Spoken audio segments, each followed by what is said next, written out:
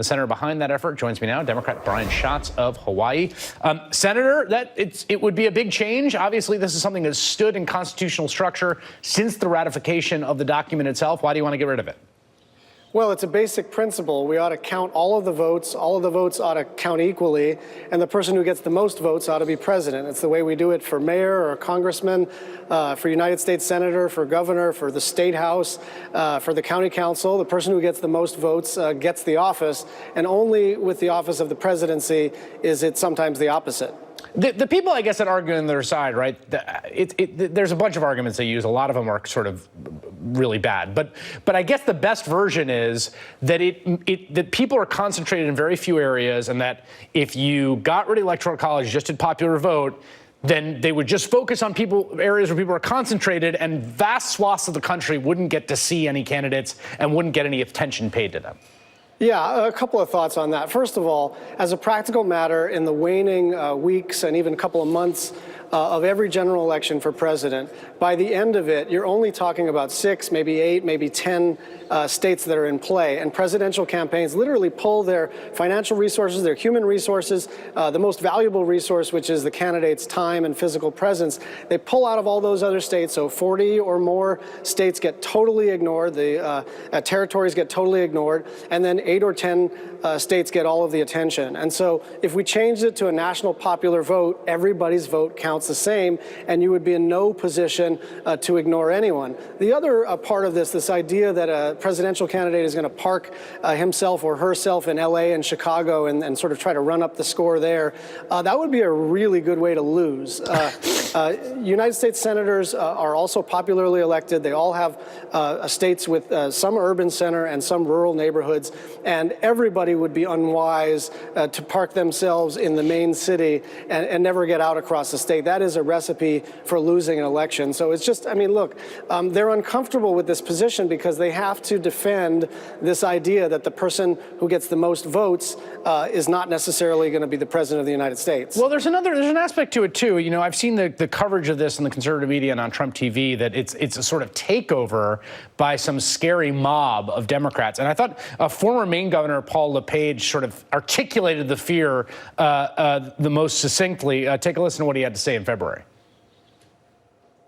What would happen if they do what they say they're going to do? White people will not have anything to say. It's only going to be the minorities that would elect. It would be California, Texas, Florida.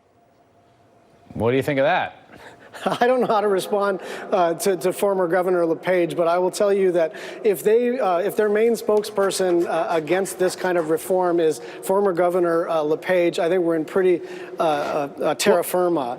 Listen. This is a very simple proposition. The majority of the American public are for this change. I don't underestimate the difficulty of amending the Constitution, but, you know, we used to appoint our United States senators based on what each individual legislature used to think, and we decided about 100 years ago to change that to popularly elect United States senators. Women weren't allowed to vote, and then we changed the United States Constitution. So I don't take this lightly. I understand amending the Constitution is a very serious matter, and certainly as it relates to changing the way we choose a president, it's a big deal. But I believe that once we make this change, it will be looked back upon as though it was obvious, it was intuitive, and it was a continued evolution of our democracy. You know, there's an irony. You talk about running statewide. There's an irony, which is that the current jurisprudence of the Supreme Court, one person, one vote, would strike down anything that looked like the Electoral College if a state tried to do it for the way it ran elections, right? So if you try to elect a governor based on, you know, county by county, how many counties they racked up, the Supreme Court would be like, that's nonsense and violates the spirit of the Constitution. Electoral College gets in under the wire, obviously, because it's written into the document. Final question for you. You've got a bit you do on Twitter that's pretty funny about, you know, you'll talk about the news of the day and be like, this is crazy, but remember, the president's trying to take away protections for people with with pre-existing conditions. What do you make of the president deciding that the 2020 election should be a referendum on health care?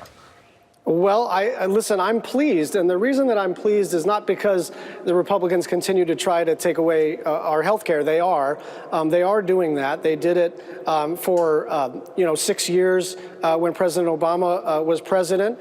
They did it when they were in charge of both chambers of the legislative branch. They did it administratively.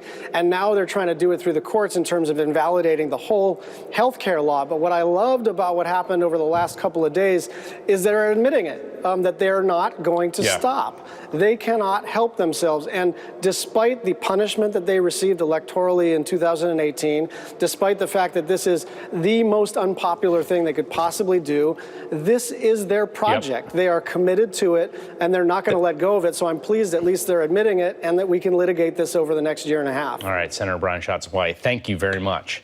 Thank next, you. the